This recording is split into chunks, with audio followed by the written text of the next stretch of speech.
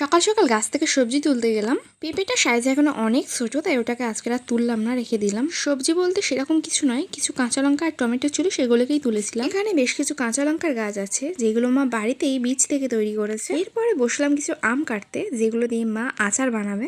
আমাদের প্রায় অনেকগুলো গাছই আম হয়েছে, আর এগুলো অনেক ছোট আম। এই ছোট আমেরও আচার তৈরি হয়। আমের আচারের ভিডিও আমার চ্যানেলে অলরেডি আপলোড করা আছে, তোমরা চাইলে সেটাকে চেক করতে পারো। এরপর স্নান করে বসলাম লাঞ্চ করতে। আজ মা লাঞ্চে বানিয়েছিল শাক ভাজা।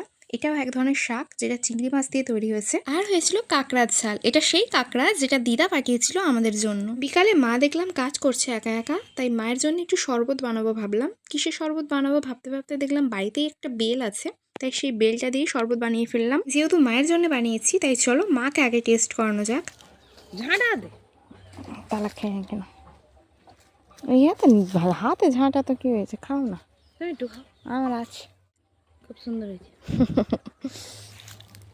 পাড়টা পাতা পড়ে ভর্তি হয়ে গিয়েছে, তাই মা ঝাড় দিয়ে পাতাগুলো জোড়ো করে একদিকে রাখছিল। মা যেহেতু খাচ্ছে, তাই আমি ভাবলাম মাকে আমি একটু হেল্প করে দিই, কিন্তু কি জানি একটা খোঁচায় ধাক্কা খেয়ে আমার পাটা কেটে গেল। তাই মা আমাকে ওখান থেকে আউট করে দিল। সেই মনের দুঃখে আমি চলে গেলাম ছাদে। এই যে বাঁশবরণ গাছটা দেখতে পাচ্ছ, এই গাছটার বয়স 23 বছর। সে রান্নাঘরে অ্যালবেস্টারের চালে দেখলাম অনেকগুলো নারকেলের ডাক পড়েছে। মাকে হাঁক দিয়ে জিজ্ঞাসা করলাম আমি কি ওগুলো নিচে ফেলে দেবো। মা বললো যদি আমি সুস্থভাবে ফেলতে পারি তবেই দিতে, না হলে দেওয়ার দরকার নেই। এই কথার মাধ্যমে মা ঠিক কি যে বোঝাতে চাইলাম, ঠিক বোধগম্য হলো না আমার। যাই হোক, সুস্থভাবে সব কাজ আমি করে দিয়েছি।